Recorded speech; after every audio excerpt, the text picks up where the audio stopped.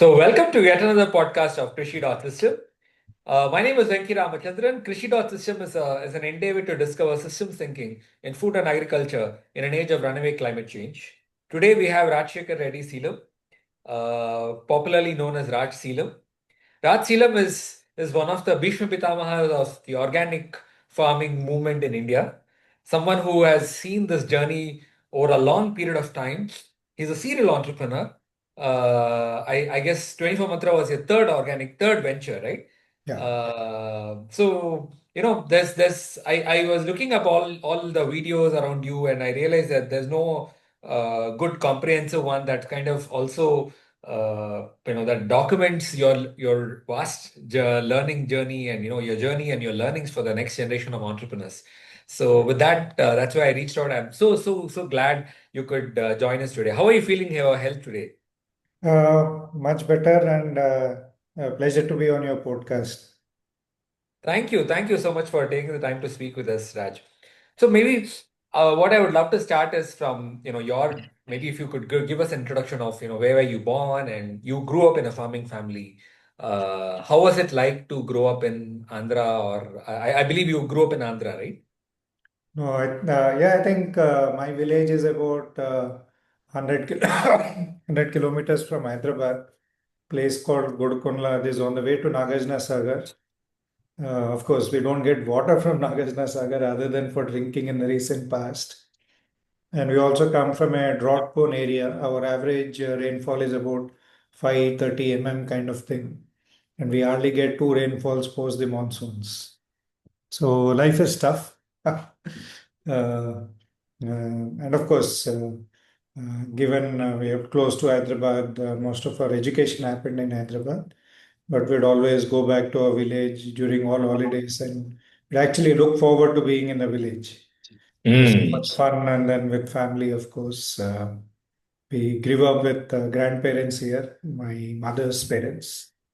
Yeah. Okay. Any fond memories of growing up there in the village or with farming? That what was like your first brush with farming, like with your parents I or with the think family? whenever, particularly, of course, your Dasara holidays, Christmas holidays used to be short, and summer holidays was more like 2 months, and that's when the major harvesting would happen. And our father would make sure that we go to the field, supervise the harvesting, and then so obviously harvesting take many days to happen. Primarily, it was very labor intensive those days. So we'd go in the morning, and then we'd also get lunch to the farm and then be there till 6:30 in the evening. And a lot of times we'd also go when transplanting is there. So my memories of all these women workers singing nice songs, folk songs, that was fun.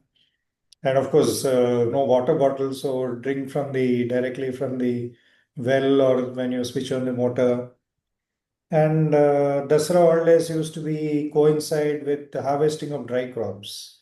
So that's how Dasara is more popular in Telangana because a lot of area was dry land agriculture, and then that's when the first harvest happens. Mm. So people have some money or expect some money shortly, and so that's how I think it used to happen. If you go to coastal Andhra, it's Sankranti because Mm. it's a major harvest. And of course, Telangana is rain-fed agriculture, not much money, but whatever little people would always do that, buy some new clothes, whatever be the cost. Mm. It used to be good fun. And of course, winters, we always, people, those days, I think all workers would come by about 4:30. My father would also get up by 4:30 in the morning. And then people would chit chat till about 5:30. And then they take the cattle, bullocks, whatever, and then go to the farm, be back by about 10:30 and no breakfast those days. So 10:30 and then have bath, take lunch, and then 2 3 hours of nap, 1 hour of nap, and then again people would be back in the field by 3:30 till 6:30. So the days were different. Today I hardly see anyone in the field before 9 o'clock in the morning. It's like Mm. become office. Mm. Yeah. Yeah, today you are just saying that you want to prefer to be in the village. So how do you see the sort of like in this all these years from your childhood to now, what do you think has shifted in? in a village life in India? I think today there are not many people who really want to work on the farm. So most of the people who are on the farm or doing farming are, I would say, 50 plus, not many youngsters. So aspirations have changed. And obviously, farming is also a very difficult thing to do, and then not much money. In fact, my father passed away in 2000. After that, for almost 10 years, I did active agriculture. That means every weekend I would be on the farm. And I think I would barely break even, though my production was as much as my father produced. But it was kind of more close to break even rather than actually making much money. Mm. And also Wonderful. people had a different mindset. My father, I remember on a half-acre land, he would grow vegetables, primarily greens, and Mm. that would take care of most of his tractor expenses for the year.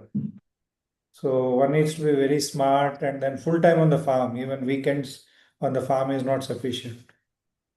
Mm. So a lot of people come to me and say that we want to do farming. Then I say you have to be full time farmer. You can't be a weekend farmer. Then that's one way to lose money. Yeah, I mean now there are lot more opportunities for people to be farmer without the sweat, you know. Yeah, yeah. So Yeah. you've seen firsthand all the farming thing and then lived through it. Hmm. So you never had the inkling at that time that you will eventually come and work in the sector per se and all that, right? Yeah, and since my father always encouraged us to move away from farming, saying that it's very difficult to Hmm. really uh, have a good standard of living. Though it's not that we were small farmers, from our context, we were reasonably well off, but then you could still not afford any of the luxuries which a city offers. So it's like, Hmm. okay, three good meals a day, you have a nice house to sleep, that's it. Beyond that, nothing much, not much Hmm. savings, etc. Hmm. So I did my graduation in agriculture, then uh, that time, of course, I had other opportunities, but then I chose to do this because I was still very much interested in agriculture. Then I went on to do my MBA from IIM Ahmedabad. There again, I chose to do the specialization package in agriculture. About 25 of us, and then I think except two or three, everyone took up other jobs. So I was the only one of the very few guys who stuck to agriculture as the core thing. Hmm. You said specializing on agri futures, is it? Pardon? Did you say your specialization was in No, agri no, I think futures? this is there's a specialization thing on agribusiness in IMA. Okay, I okay. did that, yeah. Hmm. Okay. So in And I stuck to my 1988, thing. what was it like to, what was the kind of curriculum and like, could you give some So I sense think of first year what was kind of common. professors? Yeah. First year was common for everyone. Second year, we had specialized courses dealing with agriculture, farming, and agribusiness. Okay, okay. So it was more like some were compulsory, some were electives, and then of course we also would do general electives, all that. It's a combination of Hmm. things. Hmm. I'd say about 30-35% is focused on agriculture, balance is general management. Hmm. Okay. And then you had your first venture, which was more of the you So joined with EID Parry after that, right? from campus I joined EID Parry. Hmm. That was also kind of a little bit odd thing because that was the lowest paying salary. In fact, no one wanted to join that company given the salary. But then I think I read this article in Business India saying that 200 years Parry was on the verge of collapse, and then they kind of turned around because I'd done my summer with some of the multinationals, summer training and other projects. I didn't really find exciting because everything is set. There's nothing much for you to do other than follow a set process. I said this must be kind of fun to do. And that's how I think I opted for this job. And then that was my first and last job Hmm. from 88 to 2000 when I Yeah, so you were largely involved with Murugappa selling I mean, there you were doing the pesticide division, was it? fertilizer, pesticide, and seeds. My last assignment was with the seeds business. Okay, nice, nice. And then after that, the entrepreneurial bug hit you with iwantreply.com. That was your first venture, right? Yes, yes, that was my first venture. We started with a few friends. This was supposed to be a third party customer portal. So called I want to reply.com. We had developed the portal, then the dot-com burst happened, and we didn't have money. No one was willing to fund us. Then we pivoted to CRM software development. We implemented for a Dubai company, radio channel actually. And then 9/11 happened, so we never got paid. So you are also making a CRM software, is what I was Yeah, reading. that's what. So we kind of pivoted to CRM software. That was the only project we took up, but then we didn't get paid and then we had no money. Then we tried to do some consulting. Then we realized that knowledge doesn't pay. People would take our ideas but not pay for it. Hmm. Hmm. So then I think we're looking for opportunities being entrepreneurs. Then this thing for high security number plate came up, which was more a light engineering industry and more regulated by the government. So we tied up with a German partner. Then the whole one of the competitors had blocked the entire thing for any entrant, new entrant. So then we lobbied with the government, educated them because those guys had more or less like tried to trademark the Ashoka emblem. Wow. So Okay. when we brought it to government's notice, obviously they woke up and then they cleaned it up and then we had an opportunity.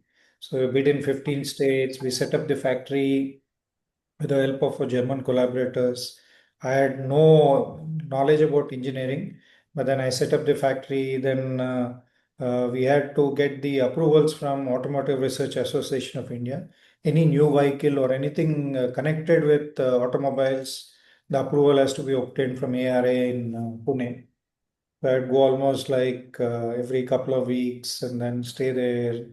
And we were the first to get the approvals and set up the factory. I think may not many people may not be able to appreciate what is the high security aspect in number plate. Maybe we may like to explain that a little bit for people as to what is I the think real challenge so. there. One of the biggest issues was government was one was the overloading of trucks, Mm. and because of which the roads would get damaged. And that was when I think the National Quality Lateral Project, all this got started. Yeah, They started Vajpayee had started automating that time, the no? checkposts. And then obviously, if someone violated, then given the kind of normal number plates were there, the images were not clear, so you'd never catch the violators. So they came up with the high security number plate. One is, I think, it has got a certain kind of a foil where the image, even for a fast moving vehicle, it gets captured very easily.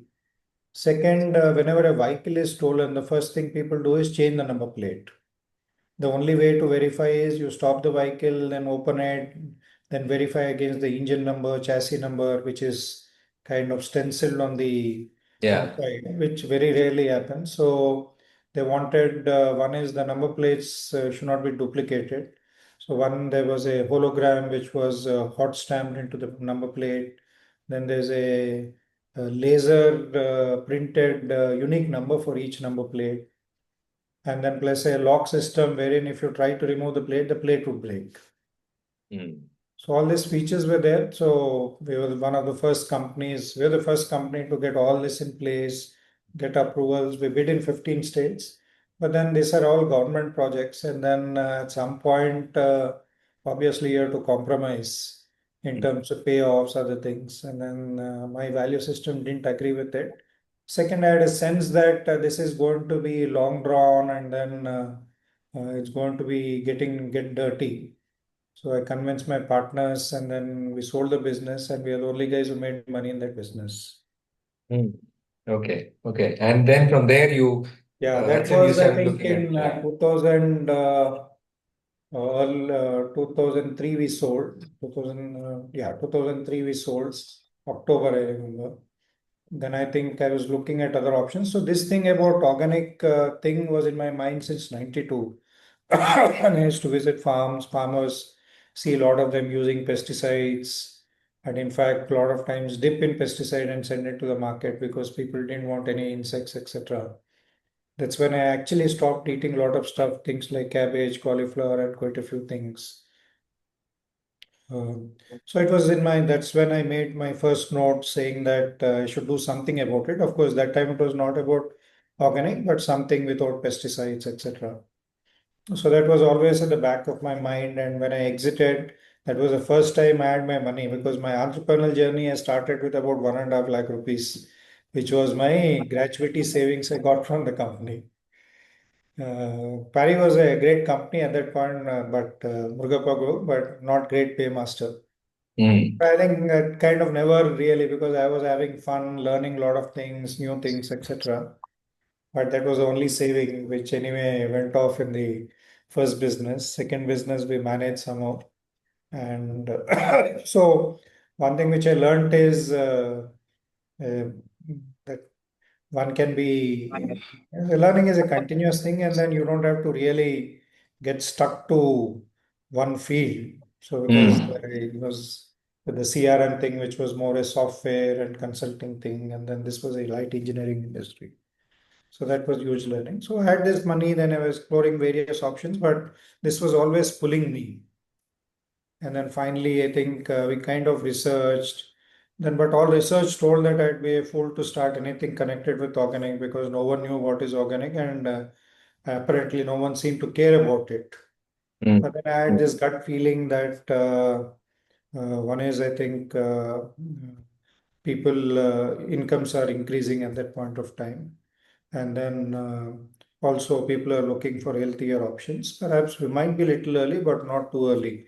One of the learnings from my first business was staying power, because if you are too early in a business and it's going to take time to mature or come to a certain traction, then the chances that if you don't have the money, then staying power, then you would lose out. So that was one. And then my last stint when Parry, we converted our seed business into a joint venture with Monsanto. Monsanto took majority stake, and then of course they made. When I wanted to quit because of my father's illness, they also made me a job offer, but then I didn't want to take up. One of the things learning from there is a lot of times pioneers don't really succeed or make money. They might create impact. So that was always at the back of my mind, saying that Mm. I don't want to be another dinosaur like that. In fact, Monsanto that way has been a pioneering company. They started biotechnology way back in 70s. Yeah, Because yeah. they did a lot of missteps, and then a little bit of arrogance kind of undid them.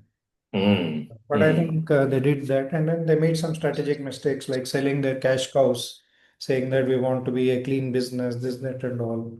And they lost the cash flows, and things didn't really take off. Yeah. Uh, Yeah, even selling it to the buyer also in the later parts also turned out to be a now misstep now in even now in hindsight. So yeah, it's yeah. kind of changed so many hands. Yeah. Yeah, yeah. No, but tell me one thing, like I have worked also in the agri input industry in the past, and one thing that is very clear when I talk to people who worked in the agri input industry is they sort of because you're so attuned to what's happening in that kind of realm, that paradigm, right? You are almost averse to think of the alternative paradigm, right? Like even today when I talk to my friends from Syngenta or Bayer or any of them, right? They kind of dismiss organic as some kind of a fad or there, right? So to be in that industry for a while and then develop a conviction for a next entrepreneurial idea, how did that transition really happen? See, I think, like I said, my first that like whatever what I call moments of truth. My first one was in the early 90s when we were working with farmers, and farmer suicide started happening. Mm. Primarily because obviously they borrow money for fertilizer, pesticide, not able to repay.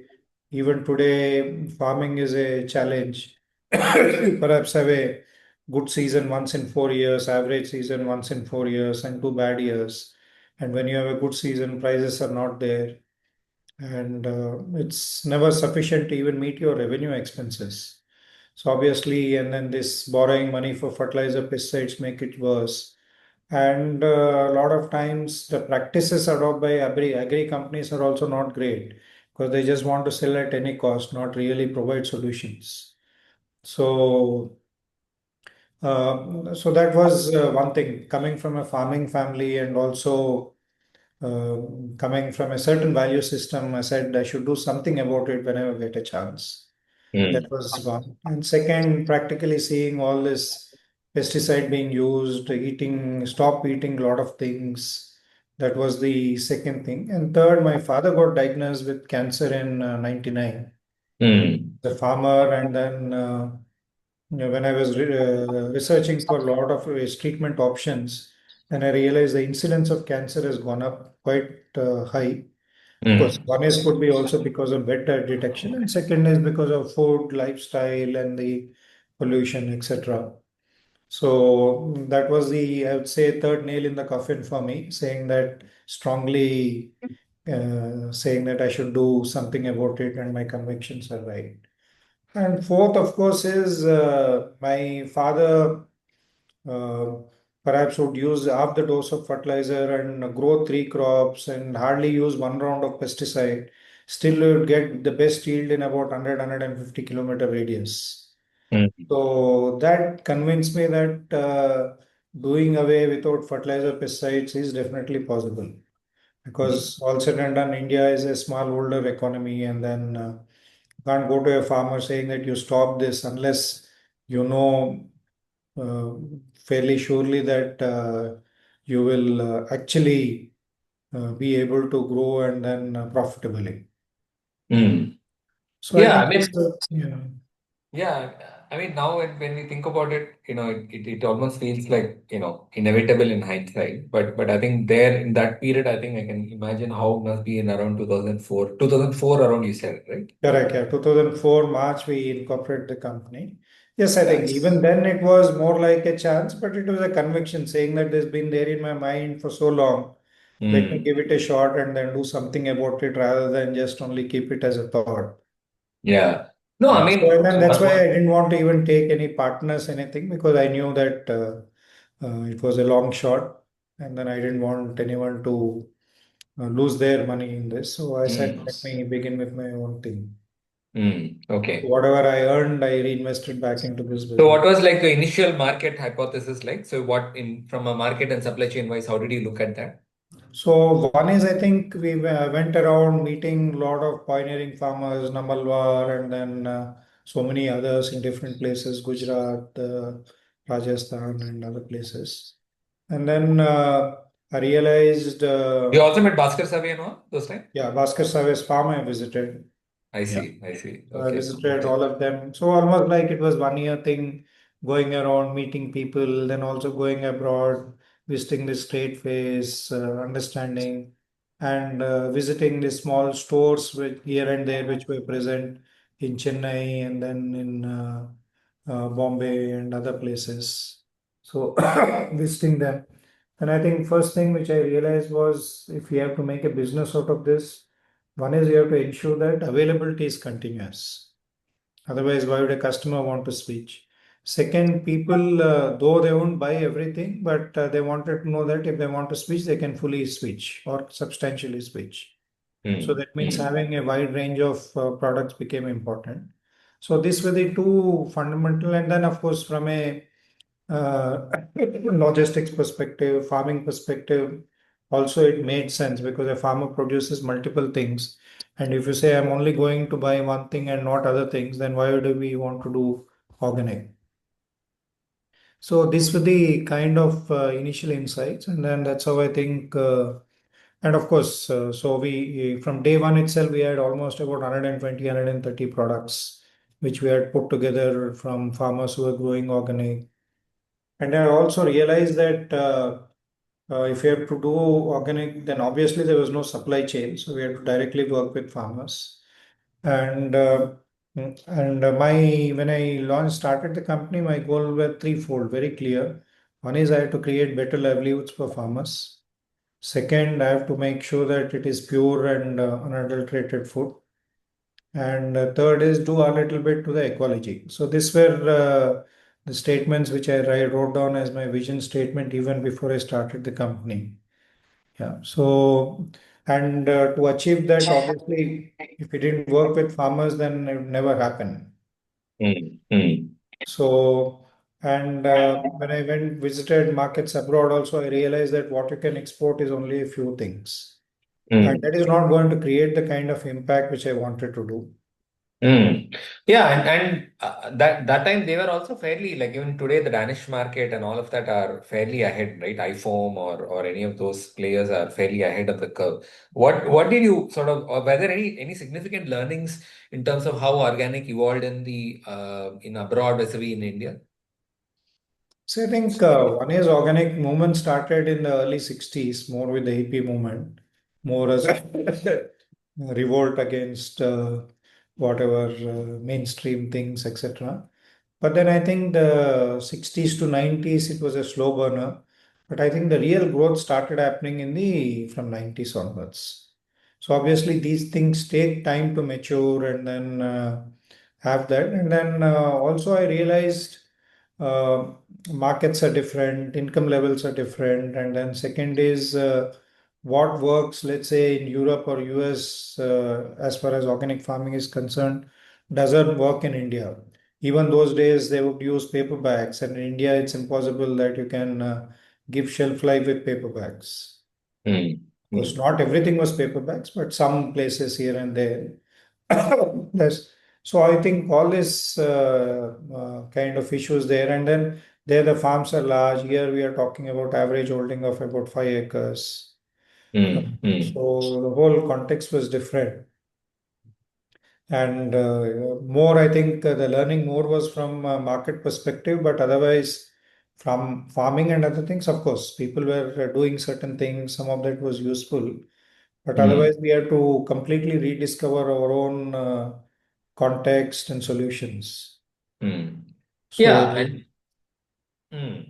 Yeah, I mean, and that's where I think the crux of the challenge is also, right? Like today, I have written about this in my newsletter, right? Like today, trying to run organic is like trying to run in a conventional supply chain ecosystem. Is almost like trying to run a meter gauge train on a broad gauge track. The entire infrastructure is so different. correct, And correct. but you're trying to sell that products which are shorter shelf life in an ecosystem where none of the infra is suited for that, right? So what that what has been like any learnings in terms of how the logistics cost or even the supply chain, how they have been significantly different in the way you approach for organic vis-a-vis other products? I think one thing is when we started off, we realized that obviously you can't grow all crops in one region.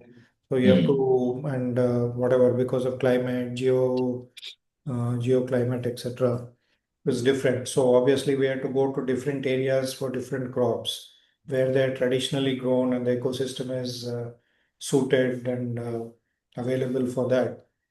So that's how I think we ended up over a period of time going to 12 states. mm, Because what or other thing is like, okay, if you say no pesticide, etc., it might be interesting. And this is one product where people consume and then you can't show any immediate impact. mm, So obviously, so people have to consume more for a long time and then only they will realize. Then we said, how do we kind of differentiate and then make it happen? Because pesticides, etc., you can't see, you can't feel, you can't immediately get anything out of it, feel.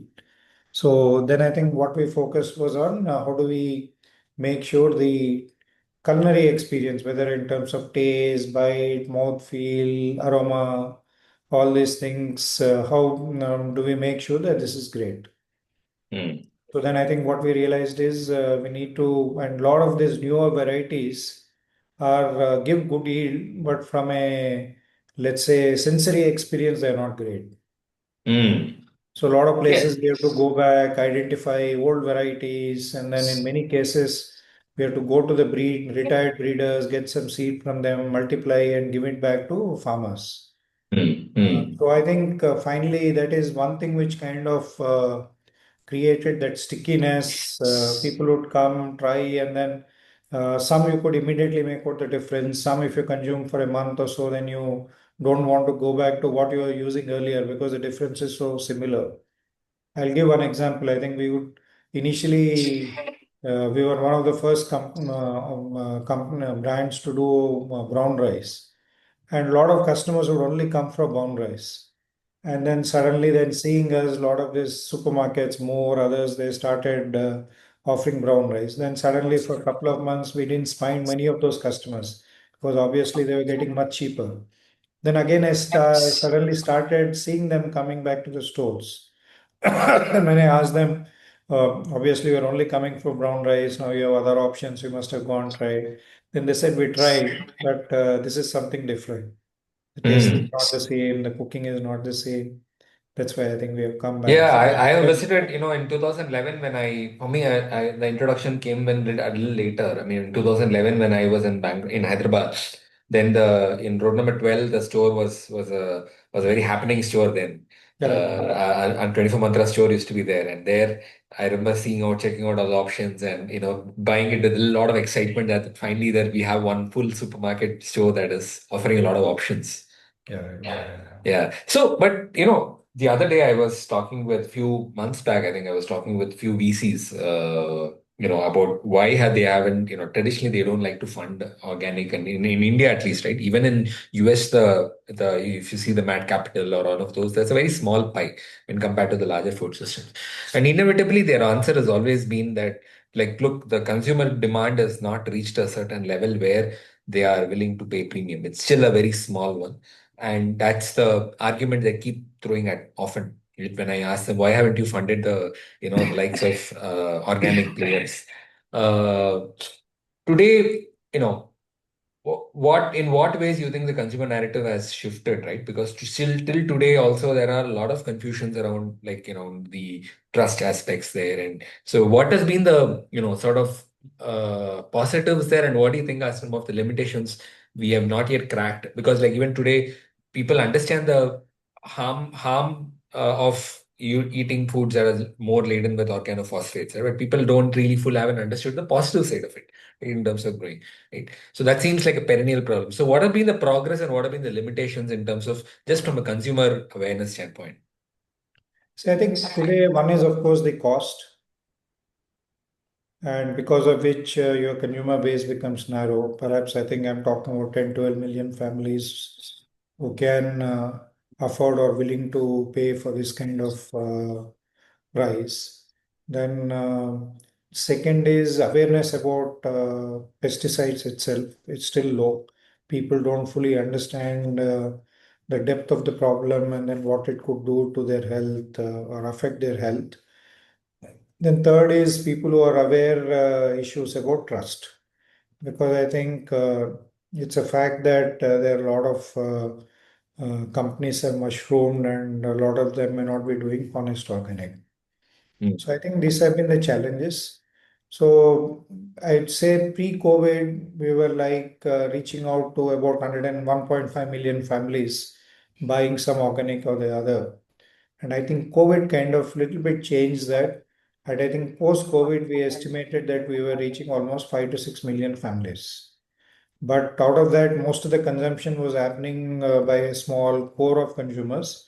Otherwise, the average ticket size is about 200 rupees per person, whatever. Mm.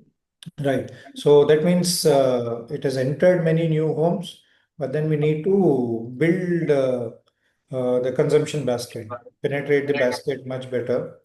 Unfortunately, we were the only company really doing this consumer education. Everyone else was trying to grab a share by giving the retailer a 4-5% more margin or discounting and other things. That was very unfortunate. If all of them had invested in educating the consumers, the market would have been much bigger. Mm.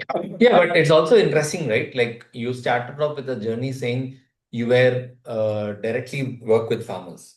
But eventually, when I looked at your IPO papers and your DRHP, and I looked at that, it almost sort of the channel started also coming in between, right? Like, I mean, that in a certain sense, at least there were foods, there were a lot of players in coming in there, and at least it to a certain extent it had also evolved in the sense how I felt. Would you agree with that? So I didn't get your what you were No, no, saying. I'm saying you started off with in terms of saying directly work with farmers, but eventually, there was intermediaries and then furthermore players that are got to be built in the supply chain, right? So I'm In just trying to fact, get our about 80% of our sourcing was directly from our farmers, except a few products like Jaggery or Jaggery powder, etc., where we were working with organic vendors or organic sugar because that required factories, etc., which we didn't want to get up. But otherwise, 80% of our raw material we would source directly from our farmers. Mm. Of course, in between, because of working capital issues, little bit here and there. But I think we have always maintained, even today also, we source about 80% raw materials directly from our own farmers Mm. without any intermediaries. Yeah, no, you're bringing important point of working capital, and that's one area I want to double click on, right? See, one of the reasons I'm trying to do this podcast also is like there are a lot of second and third generation of organic agri entrepreneurs who are coming in, right? While we have the likes of like say Two Brothers Organic, which is just I would categorize as a second generation of organic players, right? Who've come in and now raise venture capital and are now also claiming that they will they're putting in the plans that they want to go for 100 crore, which also brings in a question of whether this kind of business is scalable with the level of trust systems at a 100 crore level. I have some questions around that, right? Are these trust and certification systems scalable in the first place? Marginally, I want to look at what do you think is could be aspects where second generation can learn from the first generation of pioneers like you who've sort of built upon. I know you're still doing the business and you're doing it, but from an ecosystem point of view, are there anything that you think we should be mindful of? Yeah. One is obviously still, I think, whenever we try to work with vendors, whenever we had a short supply, etc., the failure rates were very high. So it still makes sense to directly work with farmers and ensure that the integrity is not compromised. Having said that, obviously working capital for us, actually most of the money we raised and deployed was to manage working capital because we had to buy everything, stock for the round entire year, and then sell as and when every month kind of thing. So that's where most of our money went in, not so much into losses or any of that, etc. So now that the system is little more mature, obviously we'll have to develop intermediaries who can stock, sell, or who can stock the material and then sell over a period of time. In fact, I think even Shrestha, I think towards last few years, that's what we have been working on. Yeah, We with were impurity working with prayag. Yeah. we were even working with some of the farmers who said that they didn't want the money immediately. They wanted over a period of time, but at a higher price. So we worked that out. So similarly, we started working with the stay warehouse receipt kind of system that worked well, but then RBI intervened because looks like a lot of fraud was happening. And then they restricted banks from doing that. Otherwise, that system was working well. So obviously, we were experimenting with various kind of things. So today, I think yes, the system is much more, let's say, more mature. So there may not be too many, but at least there are a few trusted intermediaries if you have the proper protocols, etc. So I think today that working capital it doesn't have to be as intense as it was for us earlier. Mm. Mm. So today you have some intermediaries, then you have other systems like we still work with Star Agri last couple of years in Mm. terms of storing the material, etc., and then paying only some amount. So all these Mm. things have come up. Of course, they still need to mature, but definitely it's much better than what we were there. But otherwise, working capital is one big issue, and what I say is most investors they don't want to invest in ventures where the working capital is very high Mm. because then your free cash flows get affected. Yeah, So yeah. that was a problem which we were trying to kind of solve, and then we were working on various options. So today, Partly we for an have organic succeeded. entrepreneur who is looking to raise working capital, solve the challenge of working capital, what would your advice be? So I think one is if you are profitable, then it's easier to raise working capital from banks. But if you are not profitable, then the bank channel is more or less closed. And then you go to NBFCs, etc., then the interest rates are very high. It is anywhere between 17, 18% kind of thing. Yeah, yeah, yeah. I Obviously, actually facilitated one such deal with for a friend of mine with Samunati, and it actually didn't work out. They had a lot of questions and complaints and all issues, and it didn't work out. So then it always left with like, then what is then the options are there? yeah. So I think one is develop products where your, let's say, the raw material costs is a smaller percentage. That is one way. And then second is today, in fact, you look at a lot of this, you talked about two brothers. Most of their products are not organic. Yeah, yeah, yeah, Yeah. yeah. So obviously, they don't need to have this kind of working capital pressure because they give an impression of organic, but they're not really organic. Correct, correct. And that's Right. actually the challenge. I know they went for a glyphosate certification, uh, stating especially for the EU market context, right, which wants a particular stringent certification norm. And that's exactly the challenge also, sir. I mean, that's where I want to look at it. It's not about any particular company here. I'm looking at an ecosystem point of view here, Correct. right? Like today, somewhere the trust certification system seems so broken that like I have come to a personally to a stage, I can talk about my family, that I have been only able to source organic and foods from farmers and ecosystem players I really trust because I personally know their value system and ethics. So and and I've been able to afford to do this because I have the networks and I have the connections, right? I can get the right kind of from players whom I trust and bring them directly interface with farmers in there. But it is not possible for an average consumer, Yeah, right? it's very difficult because you have to know them personally to understand and then get small quantities. Correct. It's not at all easy. And yeah.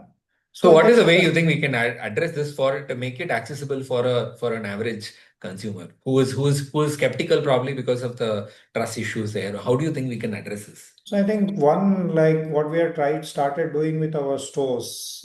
We have not sold the stores. We have retained about 30 stores, Hyderabad, Bangalore. It is Hmm. under as purity prayer.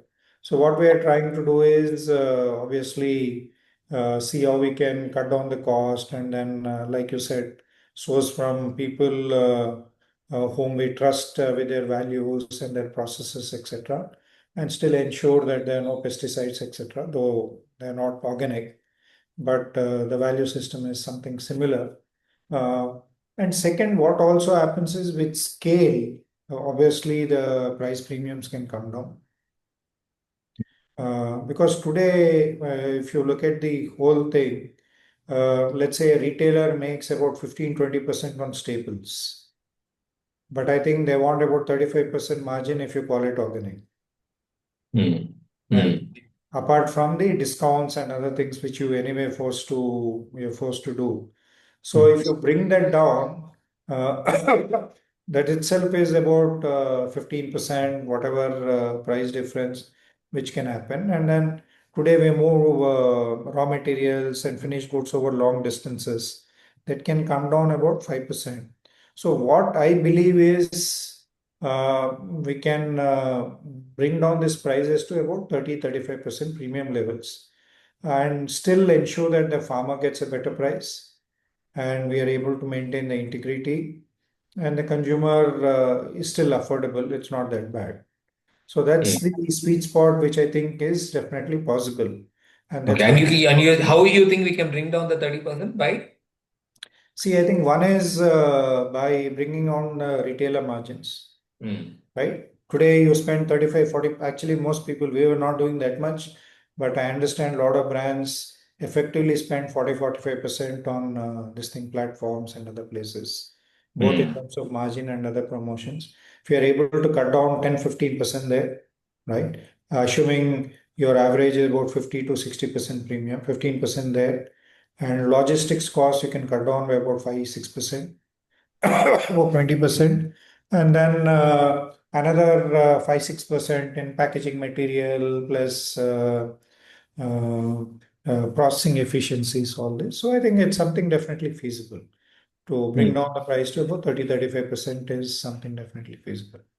Okay. So how do you, as a somebody who has been in this space for a long time, how do you see Amul coming in and saying we will try to democratize the organic space, right? They are now bringing it further cost down, right? When I looked at their prices vis-a-vis your products also, right? The 24-month products, the prices are significantly still cheaper, right? And while they are still talking about NPOP certification process and all, and I haven't personally seen and verified, how they are actually adhering to the process there. But do you think there is how do you think there? Of course, it's in one level, it's good that the more players are entering in, but beyond that, how do you, see the nuances in terms of supply chain building here?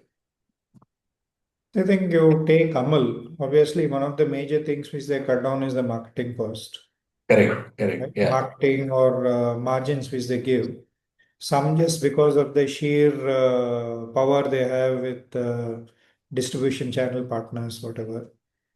Yeah, so that is one thing. And then second is obviously they have been sourcing mostly from intermediaries. They've still not got into direct farming. So obviously, given the volumes and other things, they're able to save a little bit there. And then third is obviously they're not looking at making any money out of this right now at this point of time. And maybe even in future, given the kind of pressure they have from the government to Hmm. kind of do whatever they're supposed to do. Given all this, obviously they've been able to bring down, but that also puts a lot of private entrepreneurs at a disadvantage. Hmm. Uh, Primarily because they don't have any profit motive. Whereas any private entrepreneur would obviously has to raise money, has to make sure that there's a ROI for money. So one would be definitely handicapped. But having said that, I guess there is space for everyone. It's if let's say price was only the factor, then I think everyone should have disappeared by now.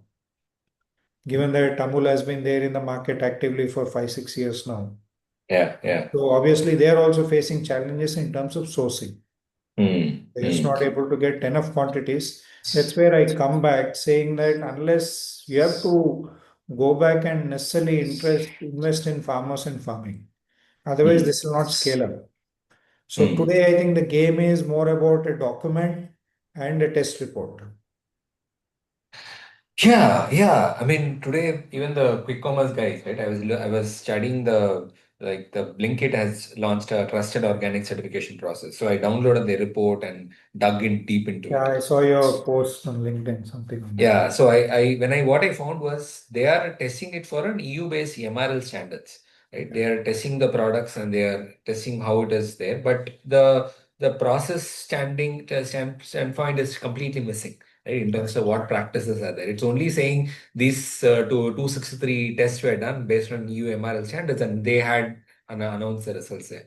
So it seems like a perennial problem, right? Like we are not able to measure any of the certification system is not measuring the process certification process. It's only a product driven, which is an outcome in terms of saying because there are no MRL tests there, so therefore it is implied to be organic as opposed to following organic practices. So do you think it is actually feasible or we chasing I a think the foolish whole problem?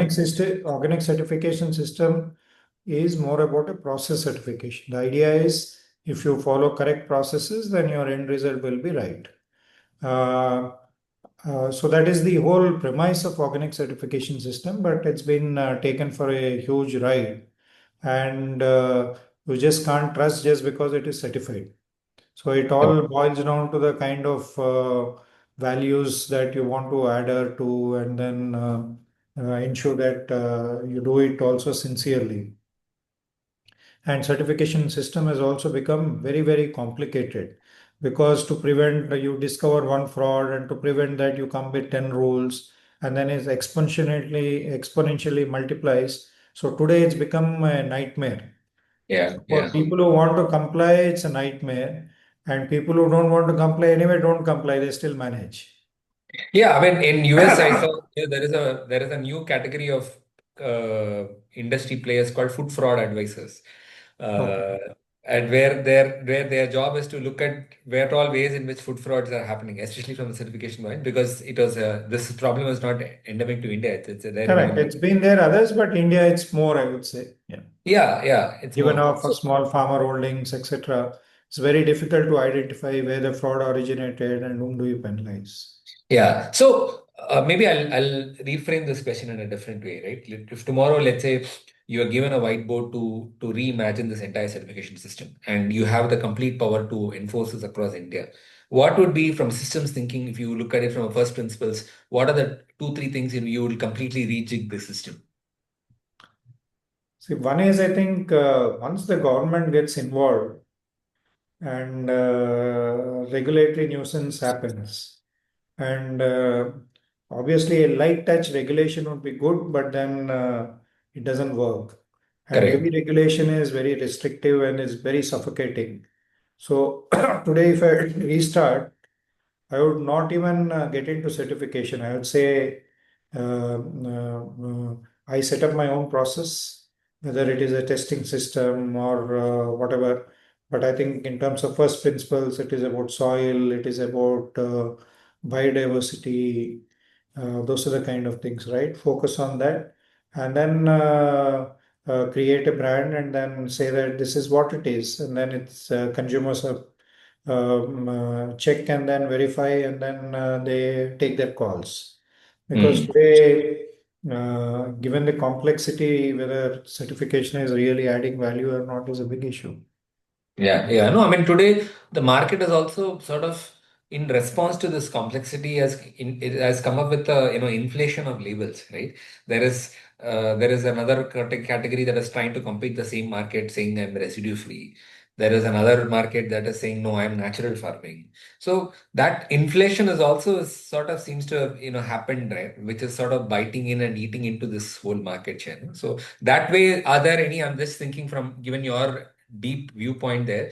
Are there any sort of view ways in which you are seeing where this could be simplified in a way that create because the consumer is can imagine even for somebody who's being in the industry it is complicated, right? Like how do I compare and say residue free vis-a-vis a natural or a natural versus organic, right? And for a consumer it will be even more confusing, right? If you see these barrage of labels and in a food packet there. So do you see a way where we can simplify this from a first principles basis? So I think it's time perhaps we should move beyond labels, because now you have a natural farming certification, organic certification, and then so many certifications, etc. Ultimately, we focus on the basics. Basics, one is as far as farming is concerned, on the soil, second is on the um, I think basically soil and then biodiversity, because these are the two things which are foundational, right? Mm, And mm, then mm. if you do that right, then you can easily avoid pesticides, and then you can ensure that your produce is healthier in terms of nutritional values, etc. So obviously, it's any like a certification system is primarily help to build trust, right? Mm. I'm not sure, given the kind of complexity which we have in this country, how easy or difficult it will be done. One way to is to go back to the drawing board, just work on the making it very simple, straight, and then people who violate, then the penalties are very heavy, right? Mm. So, but at the same time, it has to be a fairly simple system which farmers follow, understand. It doesn't require a big company to only take this up. Yeah, yeah, Yeah. yeah. So rather than confusing with so many labels, natural, PGS, certified organic, all that, I think we should just talk about how the farming is done. And then second, whether it has got residues or no residues, that's it. And then put a system in place where I think it can be tested or monitored easily without complicating too much. So that requires complete reimagination, restarting. Mm. So is it something you are attempting to do in the Association of Indian Organic that you started? I think we have been working on it for many years, but I think we have been hitting our head against a wall, Mm, because I think bureaucrats there, I think for every issue they try to make it more complicated, more rules. It's never ending. And last mm. 5, 6 years has been a nightmare since 2020. Hmm. So that it was still manageable. And all said and done, no system is going to be perfect. Yeah, But yeah, if you yeah. get 70-80% all right, I think by and large it's there, then it's for the consumers to choose what is right or not. Yeah, no, I mean, there was a time when I was discussing this with even with Akshay Kalpa and other players also, where you know a simple like label could also be something that's beyond a particular company also, right? Like for instance, one of the reasons where we do trust EU based certification models, like even if let's say Max Havelaar or any of those premium sort of bodies, right? Even we pay heavy amount for certification process, there is a certain level of protocol rigidity that they follow, right, across the industry and for a certain board say. So one of the questions I keep wondering is like, why can't we create something of a similar kind in an Indian context there? Do you think it is actually possible, or how do you look at it? Yeah, I think even Germany has got a lot of private standards, and the UK soil and more is also a private standard. I think definitely, I think some of the players getting together, drawing up their own standards and sticking to it. Of course, the players have to be credible and also stick to those values. That is something definitely possible as an alternative to it. You may not be able to call it organic, whatever, but could be regenerative or whatever that. That's something. Mm. Yeah, we'll have to look at those alternatives. Yeah. No, so you started, I think in 23, I guess, if I'm not wrong, Association of Indian Organic, where I saw that the goal is to reach about 10 billion by 2030 for the entire industry per se there, right? So would you would like to share more about it as to what is the kind of ecosystem work that you are attempting to do in that?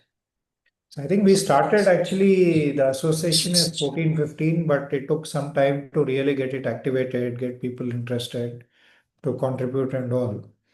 I think that was a time when organic was really growing very fast, almost 15, 16%. If I remember, this was around the when Sikkim was declared as organic state. Then we commissioned a report by Yes Bank, etc., to do this and then did some projections. So, as part of that, I think we did this exercise.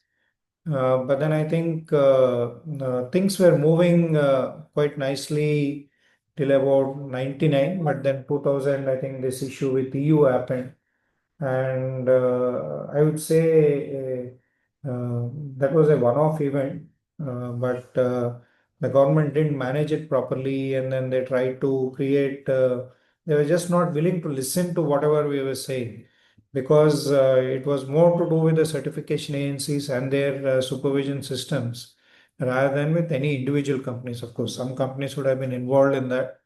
Uh, so that's when the whole thing got derailed. And I think I would say the association last 5 years, since 20 onwards, the low effort was on trying to educate the government and then various players, various, I would say, policy makers, and not to kind of do this heavy regulation stuff. It was already there, but they were just trying to make it very complicated. So many rules, so many this thing. So last 5 years has been only battling that, nothing else. We couldn't really talk about building the market or farmers or anything, nothing. 5 years just gone waste. Yeah, I mean, for me, it also strikes in the context of, like, for instance, like you were talking about those who are blacklisted, right? Like today, that's a question that often, confounds me, right? You have somebody like EcoCert or Aditi or those five people who were sort of short blacklisted by in the global market. But now they're still, if you look at other companies there, they still showcase that they have been certified with them. Right. So first automatically itself for me personally that starts creating a trust barrier, right? Because how can somebody who was shortlisted in the global market can be now still be continuing to certify the local and domestic there? So that seems like a very tricky challenge I see in the ecosystem where some of the certifiers we have been able to create that ecosystem where that ecosystem is strengthened enough to create that trust, no? In the sense, of course, all these guys, they were blacklisted, but now they've got their European certification back. Uh, So that's there. And then, of course, most of these foreign certification agencies don't want to do they only want to take the cream. They don't want to go and certify the farmer groups, etc., because they feel there's a lot of risk, etc. So they just want to do the processing units or some trading thing where they can just test and say yes or no without getting into uh, that. So the other thing is, I think even there are a lot of certification agencies. APIDA has onboarded. But I think in terms of actually helping the certification agencies to scale up and ensure that proper systems, process are in place, they have not done a great job. That would have been because today, still all said and done, there are not many choices. Only you have to still go to these 5 or 6 agencies because they are the only guys who are equipped to do it in a larger scale. Otherwise, most small certification agencies are like a few people operating out of one room or one bedroom kind of apartment, don't have the systems, processes, and perhaps even I think we as a company are not sure whether they'll do a good job or not. Yeah, that's what it's a structural problem where So we I are. think that investment in terms of capacity building is not happening. So APIDA is just playing a role of a regulator, but here it's both a development role and a regulatory role. So you have to build the capacity building. In fact, from AOI, we offered to do this. In fact, we have also been doing that capacity building, particularly for certification agencies in terms of training their staff, etc., which is not really our mandate. But then we felt this is the lacuna. And then Dr. Gauri, who was earlier the heading the organic division in this thing, she's the CEO. And because of our expertise, we were able to do and then help some of the certification agencies upgrade their standards. But that's not our work. But we volunteered with APIDA saying that we'd be happy to do this for you in case, as a government, you're not able to do. Mm. Amazing. I think that's what we'd love to hear more, in terms of like in what ways can we strengthen even the certifying and the regulatory body, or because APIDA still talks about there are, once in a while there are these reports that show up that Indian organic has this potential there, but somewhere it always feels like we are so stuck with our everyday immediate problems that we are not able to create, think long term and come up with certain aspects that actually improves the marketability and the potential there. Yeah. So one is, I think, we need to first make the domestic market big, right? And for that, the government needs to uh, invest in educating consumers about what is organic or whatever they call, whether it's pesticide free, etc. But we need to educate people on that because my belief is if the market pull is there are a lot of farmers willing to take it up. So, like 24 Mantra, whatever, Shrestha has got about 2 lakh acres. If the demand was there, in 2.5 years' time, we'll be able to double this acreage without any issues. Farmers are willing, provided they get benefit out of it in terms of a better price, better profitability, etc. So the key is educating the consumers, putting together reasonable trust systems. Nothing is going to be foolproof. Just trying to make it foolproof and then make everyone's life miserable is not going to help. Once your domestic market is big and robust, then exports become easy because then a lot of players would have had the quality standards. Second, your cost would be distributed across a much larger volume of products, so you become more competitive. Because particularly when you export commodities, whether it is organic or conventional, your margins are going to be either in single digits or mid-teens, not beyond that. So that is where I think we have been always trying to say that. In fact, we also made an offer saying that why don't let the government give about whatever initial corpus, and then afterwards all the companies will contribute a percentage of turnover to the corpus, and then this we can reinvest in educating the consumers. But today the industry is not so big that we can on our own put a corpus together. Mm. So that No, is but one way because I think that education becomes very important. Yeah, and that's what I would love to see that maybe at some stage, yeah, what can we create in the ecosystem there, right? Because I mean it's not just about the podcast here. I'm trying to see in what ways can Sure. we strengthen the ecosystem here, and maybe it'll be great we could do something together at an ecosystemic level. Maybe bring some of the key players there, have bring them onto a dialogue, and then see what kind of structures can be created to strengthen the ecosystem forward. Yeah, In yeah. fact, we were at a CSC workshop, and one of the things which we discussed was perhaps I think we should move away from labels and then just focus on the basics and then build into whatever either as a brand or a more a logo for recognition, etc. That's we've been kind of thinking that more because otherwise these things are really not helping. Yeah, very much, very much. So now, you are also exploring, like, I mean, what next ahead for you, right? Like, you are full on and full energy, and when we met you, I saw you were also looking at next plans there. So, I know, how do you see the next 4.0 thesis of your entrepreneurship look like? Uh, Of course, there are a few things which we are working on and few things which have interest. I don't know what shape or how much of it will happen. One is, of course, we have these retail stores. So, like bringing down the cost of products, etc., to consumers so that it is available to a wider set of audience. So, that is one experiment which we are working using these Purity Prague stores, making it more D2C first, and then of course we'll continue with the physical stores and see how we can make the products more accessible without compromising on the quality and not really focusing so much on the labels, but giving that this thing. So that is one which we are working as we speak. We are working on the tech stack. So hopefully, I think in the next 1 2 months it'll be launched, and Uh, then, of course, I've been experimenting with organic eggs, etc. So that we are working on that project, which is going on. And third, like I think I spoke to you some time back on the tech thing, ag tech thing.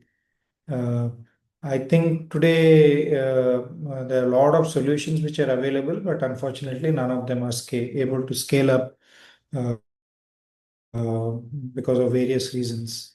So am really seriously interested in seeing is there something which can do to create a platform so that this scaling up happens for all these innovative ag tech technologies.